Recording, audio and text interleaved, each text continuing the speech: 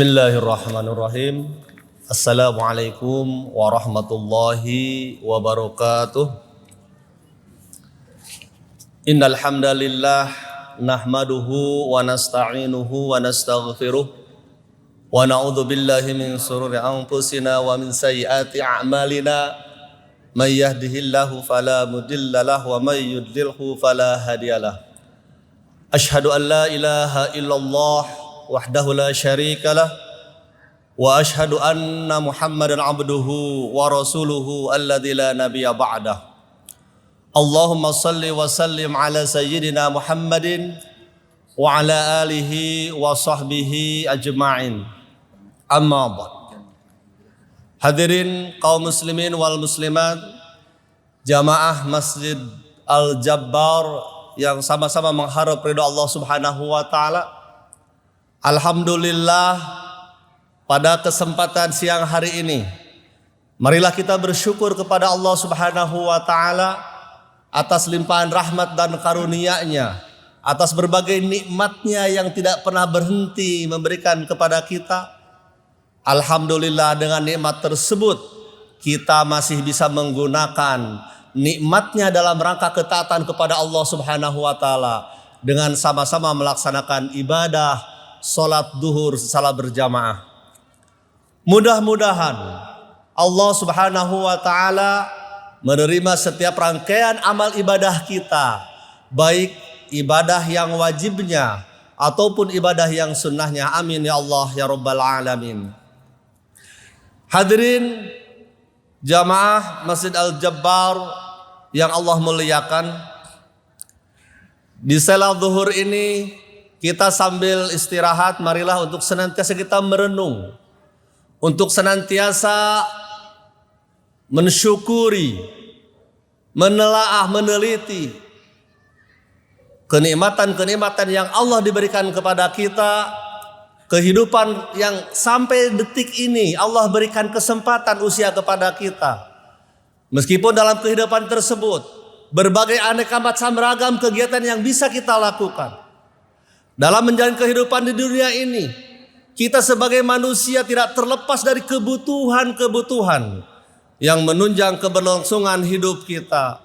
Sehingga pada kenyataannya kita sebagai manusia selalu dihadapkan kepada aktivitas atau kesibukan untuk bisa memperoleh dan menutupi kebutuhan hidup tersebut.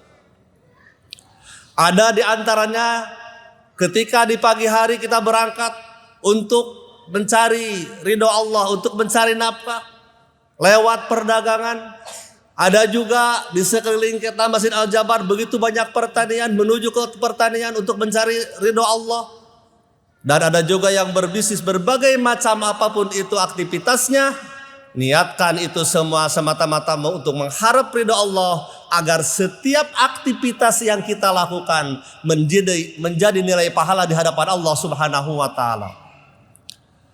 Namun ada kalanya faktanya ketika manusia dalam mencari kehidupan tersebut, banyak yang keluar dari jalur atau rel yang telah Allah tentukan. Banyak yang senantiasa lupa bahwa kehidupan ini akan diminta pertanggungjawaban di hadapan Allah Subhanahu wa taala. Bahkan banyak di antara kita sebagai umat manusia yang justru lalai dari mengingat Allah Subhanahu wa taala. Naudzubillahi min dzalik.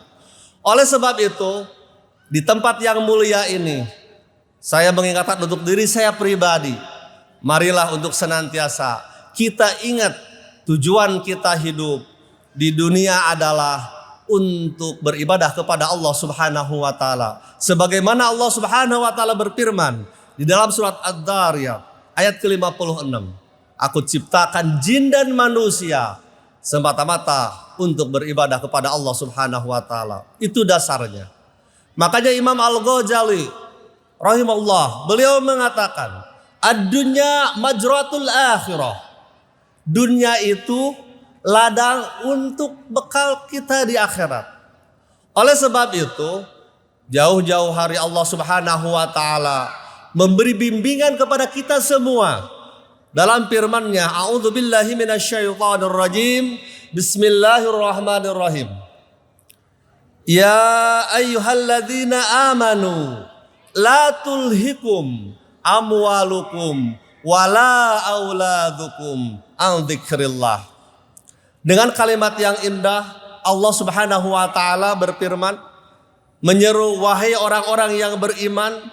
Ini diseru kita umat yang beriman, baik imannya dalam keadaan tinggi ataupun rendah, disuruh dengan kalimat ya ayyuhalladzina amanu la tulhikum amwalukum wala auladukum an dzikrillah. Janganlah kalian lalai atas harta kalian, atas anak-anak kalian. Dari apa? Dari zikir kepada Allah Subhanahu wa taala. Dan faktanya hadirin, kebanyakan yang membuat kita lalai itu memang dunia. Sehingga Allah telah mengingatkan kita, janganlah kalian, janganlah kamu lalai hidup di dunia ini. Terhadap apa? Dengan kenikmatan dunia, dengan keturunan, dengan aksesoris dunia yang lainnya. Bukan berarti kita tidak boleh meraih kehidupan dunia. Tapi ada kalanya bagi kita terkadang dunia bikin melalaikan. Dan ini telah diperingatkan oleh Allah Subhanahu wa taala dalam Al-Quran. Sehingga baginda Rasulullah Shallallahu alaihi wasallam bersabda di dalam riwayat Imam At-Tirmidzi dan Ibnu Majah dari Abu Hurairah radhiyallahu anhu. Abu Hurairah sami'atu mendengar dari Rasulullah Shallallahu alaihi wasallam. Apa yang disampaikan baginda Rasul? Ala inna dunya mal'unatun mal'unun ma fiha. Ketahuilah, ingatlah, sesungguhnya dunia itu dilaknat dan laknat apa yang ada di dalamnya. Kita merenung sejenak, ngadem sejenak di salah-salah istirahat. Marilah kita sama-sama renungkan sabda Rasulullah Shallallahu alaihi wasallam sampai beliau mengatakan, ketahuilah, ingatlah, sesungguhnya dunia itu dilaknat. Apa yang ada termasuk di dalamnya? Dilaknat dalam artian kalau sudut pandang sang pencipta apa? Dunia ini bisa jadi dijauhi dari rahmat Allah. Bisa jadi dijauhi dari keridhaan Allah Subhanahu wa taala. Bagi siapa? Tentunya bagi seseorang yang bisa dilalaikan oleh dunia ini. Akan tetapi Rasul menyampaikan selanjutnya, ada 3 hal yang senantiasa akan selamat dari laknat Allah tersebut, dari bencinya Allah tersebut. Apa? Illa dzikrullah wa ma walah. Yang pertama yang akan selamat, yang tidak akan dilaknat apa? Orang yang senantiasa mengingat Allah beserta isi dari zikir tersebut. Oleh sebab itu hadirin, agar kita tidak termasuk orang yang dilaknat, marilah kita senantiasa dekatkan batin kita. Marilah senantiasa kita hidup ini dekatkan dengan lingkungan orang-orang yang baik, orang-orang yang mengajak ingat kepada Allah Subhanahu wa taala. Ingatlah ciptaan Allah, ingatlah akan nikmat-nikmat Allah, ingatlah akan kekuasaan Allah. Salah satunya kita mengunjungi masjid kebanggaan rakyat Jawa Barat ini, maka di sini kita diingatkan ciptaan Allah. Allah Maha Kuasa. Lihat keindahan sehingga memuji kepada Allah. Disitulah salah satunya jalan untuk mengingat Allah Subhanahu wa taala. Sehingga ketika hati kita terpaut dengan Allah, maka kelalaian itu akan terhindar dalam jiwa seorang muslim. Hadirin wal hadirat yang sama-sama mengharap ridha Allah Subhanahu wa taala. Dengan zikir kepada Allah, dengan banyak mensyukuri nikmat Allah, dengan mengikuti aturan-aturan yang Allah telah tetapkan, maka bagi jiwa orang tersebut Allah akan turunkan ketenangan. Karena memang luar biasa Bapak Ibu, dunia mah tidak akan ada puasnya. Bahkan banyak orang yang tergelincir. Luqmanul Hakim sampai berwasiat kepada anaknya, ya bunayya, inna dunya bahrun ami. Wahai anakku, sesungguhnya dunia itu seperti lautan yang sangat dalam. Maka di situ qad gharaqa fiha katsirun minan nas. Sungguh banyak yang tenggelam di dalamnya. Banyak orang terlena, seolah-olah hidup akan selamanya.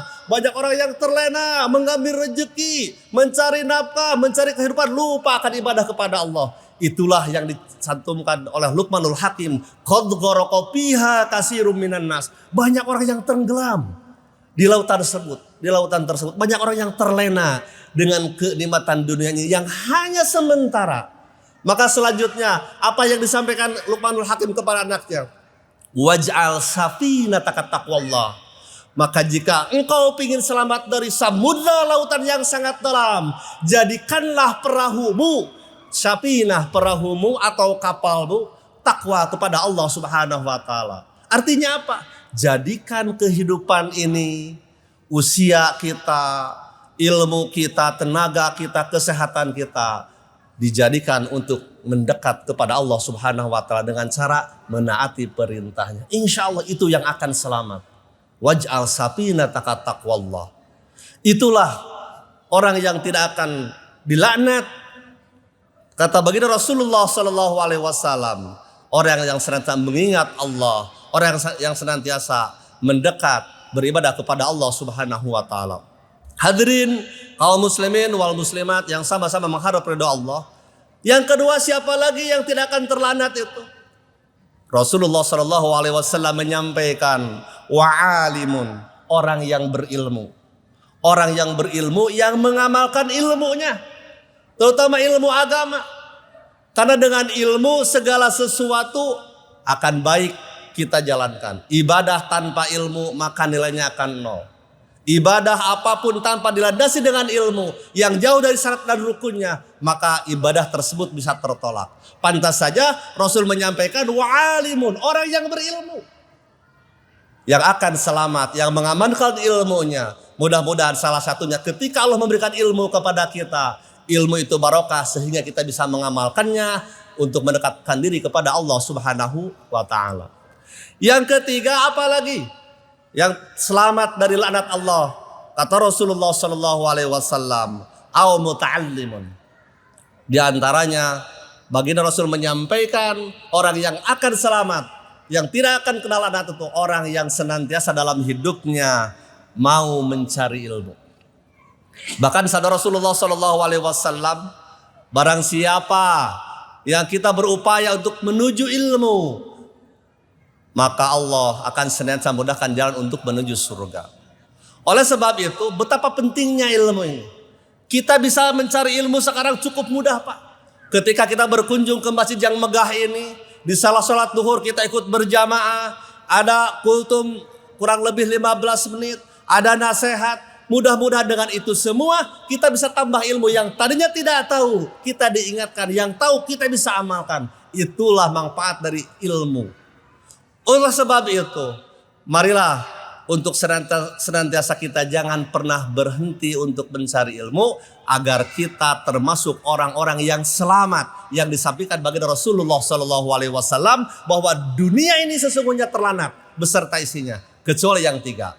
Orang yang senantiasa mengingat Allah, orang yang senantiasa punya ilmu, Allah akan angkat derajat dengan ilmunya. Dan yang ketiga, orang yang mau senantiasa dalam hidupnya mencari ilmu. Bagi kita yang diberikan usia oleh Allah, tidak ada kata terlambat untuk mencari ilmu. Seandainya waktu muda saya tidak sempat mencari ilmu, saya tidak cepat mengaji, alhamdulillah Allah anugerahkan taufik dan hidayah, bisa dekat dengan orang-orang baik, bisa dekat ke masjid, bisa mudah melangkahkan kaki ke tempat ilmu. Jauh itu lebih beruntung dan insya Allah hidupnya akan menjadi berkah. Oleh sebab itu, marilah kita untuk senantiasa bersemangat untuk mencari ilmu agar kita paling tidak dari yang tiga tadi, kita termasuk salah satu di dalamnya, termasuk orang-orang yang akan selamat, yang jauh dari laknat Allah Subhanahu wa taala. Imam Hasan Al-Basri menyampaikan, kunna aliman au muta'alliman au mustami'an au muhibban. Disampaikan oleh Imam Hasan Al-Basri, jadilah engkau alim, orang yang punya ilmu. Tentu orang yang punya ilmu harus mencari ilmu dulu. Kalau belum bisa, saya belum sempat taraf alim, maka menjadi muta'alliman, kata Imam Hasan Al-Basri. Orang yang senantiasa mau mencari ilmu. Mendengarkan al-mustami'an yang ketiga dengan cara apa? Yang ringan saja. Dengan cara lewat mendengarkan. Dan yang keempat kata Imam Hasan al-Basri, muhibban. Paling tidak kita harus ada di dalam jiwa kita rasa senang untuk mencari ilmu. Maka itu akan selamat. Janganlah jadi orang yang kelima. Apa ketika ditanya, wahai Hasan al-Basri, apa yang kelima? Janganlah engkau menjadi orang bodoh istilahnya. Yang bertindak, beramal, tidak berlandaskan ilmu. Karena amalan yang tidak berlandaskan ilmu, maka amalan tersebut bisa rusak atau tertolak.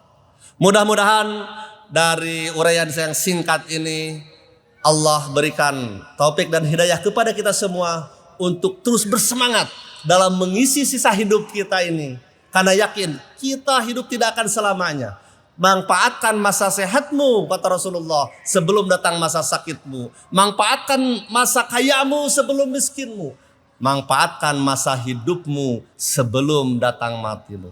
Itu semua demi kebaikan kita. Marilah kita sama-sama amalkan. Marilah sama-sama kita relasikan dalam kehidupan kita. Insya Allah kita akan menjadi hamba-hamba yang selamat. Hamba-hamba yang akan jauh dari laknat Allah subhanahu wa ta'ala. Amin ya Allah ya Rabbal Alamin. Itu saja yang bisa saya sampaikan. Kurang lebihnya mohon dimaafkan. Yang benarnya dari Allah subhanahu wa ta'ala. Yang salahnya semata-mata kealpaan saya pribadi mohon dimaafkan. Sama-sama kita berdoa memohon kepada Allah subhanahu wa ta'ala. Semoga Allah memberikan keberkahan usia kita, kehidupan kita, rezeki kita. Dan tentunya makin tebal kokoh iman dan takwa kita kepada Allah subhanahu wa ta'ala. Wa'alafu minkum subhanakallahumma wa bihamdika asyhadu an la ilaha illa anta astaghfiruka wa natubu ilaik. Wassalamualaikum warahmatullahi wabarakatuh.